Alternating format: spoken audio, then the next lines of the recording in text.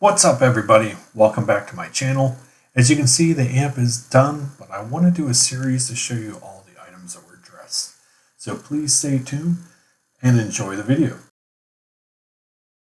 So you can see here that I have the power board out.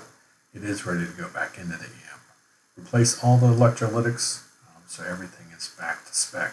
Also went through the board and tested all the resistors as well as the capacitors and diodes to make sure everything was still in spec. So as you can see on the board, there are some resistor changes. Some items were out of spec. I also ran all the updates that Ampeg has suggested for these amps to make sure we are good to go at that point and everything is going to be stable when we power it back up. And now on to the preamp board. As you can see here, R39 went up in flames, did a little damage to the board, but I was able to repair it. We'll be replacing C22 as well since it was pretty dark. There's a couple new resistors on the board. Check the capacitors as well. Also, I replaced the electrolytics any chance that I get. I usually have them on hand and in stock. So I go through everything to make sure all the resistors, capacitors, diodes, and everything are working as they should and everything's in spec.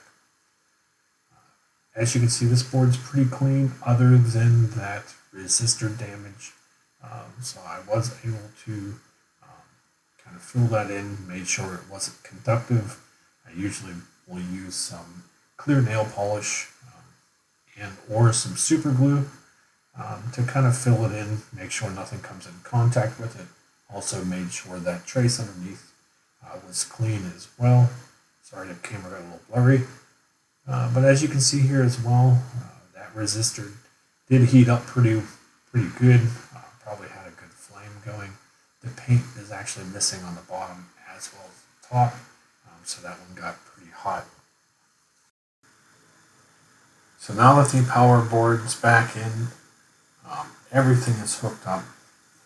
Made sure everything was good to go. All the power tubes are in, the driver tubes are in as well.